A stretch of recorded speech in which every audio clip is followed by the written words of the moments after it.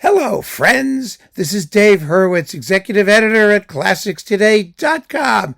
Well, for a long time now, you have been asking me to review this, the Manfred Honeck Mozart Requiem. And it hadn't come out yet, so I was waiting, and I got it, and now I have it, and I've heard it, and I'm ready to talk about it. Now, as you all know, I think Honeck is sensational conductor. Pittsburgh is an amazing orchestra. Reference Recordings is a fabulous label that I believe deserves our love and support. And I think this recording is absolutely grotesque. Yep, there you go. I have to tell the truth. What is this? This is not the Mozart Requiem, qua Requiem. It is a happening. It is a concept album. Mozart's death in words and music.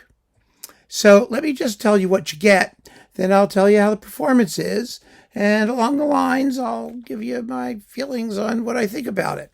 First, you have track 1, A Bell Strikes.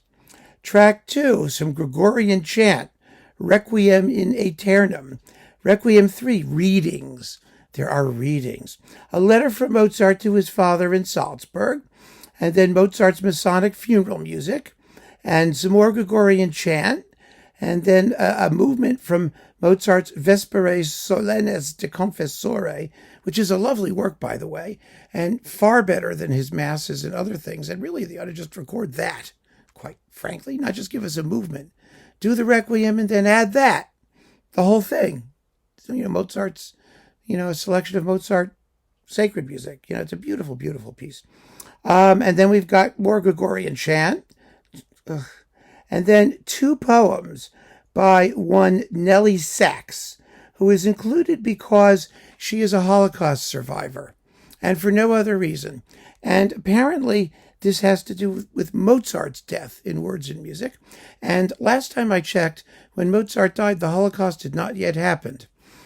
So I have no idea what that's doing there. And I could go completely nuts on this issue alone, the inclusion of this poetry, but I won't, only to suggest that you use your imagination to see how there could be some serious issues of taste and appropriateness to stick these poems in this context. So, yes, just wanted to make that point. Then we get a bit of the Mozart Requiem. Finally, after all of this stuff, this whole preludial mishigas, we actually get bits of the Mozart Requiem, the Introit and Kyrie. Then there is a reading from the Book of Revelation. We always get that, I saw the 6-headed moose with the 12-headed zebra, and yeah, okay, fine. Then we get more of the Mozart Requiem. We get the Dies Irae sequence, and the ending with the Lacrimosa. Then another Gregorian chant, Christus Factus Est.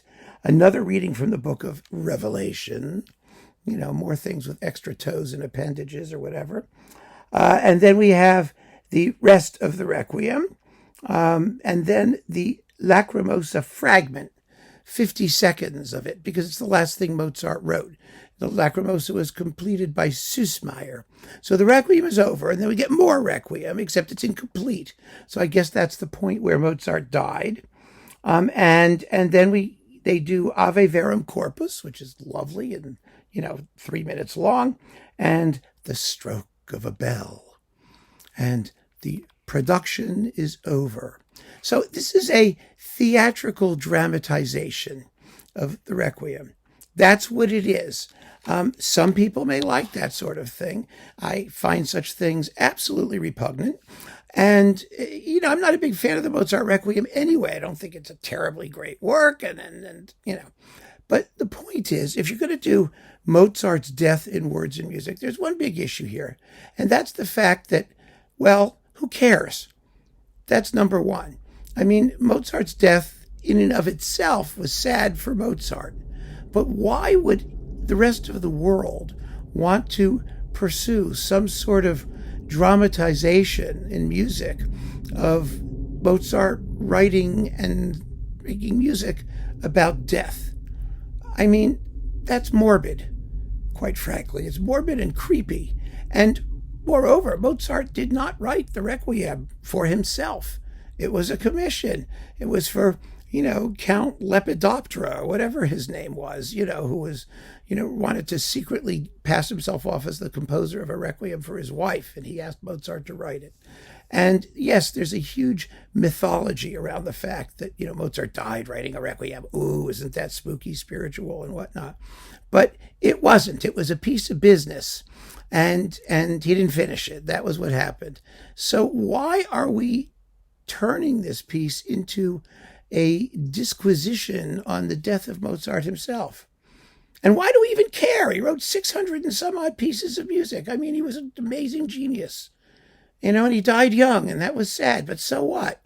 It absolutely eludes me why people are fascinated by this thing. And that's me. That's totally me. I hope Reference Recording sells 1 billion of these. Why? Because I know people are fascinated. People have this creepy, morbid fascination with death and the death of great men and all of that stuff. And so, if you want to stick this in some sort of liturgical context and toss the Holocaust in just for fun, well, go for it. They have every right to do this. Now, let me just talk for a minute about the performance. The choirs are, let's see, who have we got here? First of all, there are no texts included here in translations, which I think is a bad thing. You've got notes by Manfred Honeck all over the place telling us how fabulous he is, list of performers and all of that stuff. But there is there is nothing about what they're actually singing. I mean, most of us know what the words are. I get it, but still. Right, so there's that. Now we have to talk about, is there a list of who's actually on this? Yes, it's way in the back. It's just bizarre, They don't tell you who the singers are anywhere. And they don't tell you, let's see, you've got credits and conductor. Okay, so you've got the tenors and basses of the Westminster Choir doing the chant business. You've got the Mendelssohn Choir of Pittsburgh, very large group, doing the Requiem part. You have the Pittsburgh Symphony, obviously. The singers are, hang on a moment, Tito. Let's see, I'll find them in the back here. Here we go. Janine DeBeek, Catriona Morrison, and let's see, Ben Bliss and Tariq Nazmi. They're all very good singers. They sound fine. I have no issue with the singers. The what is this thing? Oh, okay. The voices. Oh, yes. F. Murray Abraham is the reader. The F. Murray Abraham. He played Salieri and Amadeus. So I guess there's that issue. So once you figured out who's actually performing, this is a live thing, a live event. As you might expect with a live event with all these things going around, there are some balance issues. The performance of the Requiem itself is really theatrical. All of the music, Ave Verum is really, really hushed. They make a meal of it, and they should. I don't have an issue with that, because if you're gonna do it this way, if you're gonna make it a theatrical happening, then play the music theatrically. Well, Honeck does that. He wrings every drop of emotion and expressionist horror from the music, and that's fine. The Confutatus, the Dies Irae, it's all very periody instrument and rhythmic, and the trumpets and drums really cut. It's beautifully played by the orchestra. The choir sings well, but the balances are a little bit off. I find in the Requiem portions that it's hard to understand the words. It's hard to hear what the choir is singing. They sound lovely, but they're big. It's a strange combination. I mean, if you're going to do a sort of period instrumenty, dynamic approach, you need smaller forces recorded with more clarity. If you're going to use, the Mormon Tabernacle Choir or the local equivalent thereof, then you're on a different aesthetic plane. And the two aesthetic planes, that of the orchestra and that of the choir, sit rather uneasily with each other, in my view, in my opinion, listening to it. So, what can I tell you? Like I said, I know that things like this are popular. I know that people enjoy this stuff, and they're more than welcome to do it. And reference recordings is great, and everybody involved is terrific, and they should sell trillions of them. And I thought this was nauseating. That's how I feel about it. So keep on listening, friends. Thanks for joining me. Take care.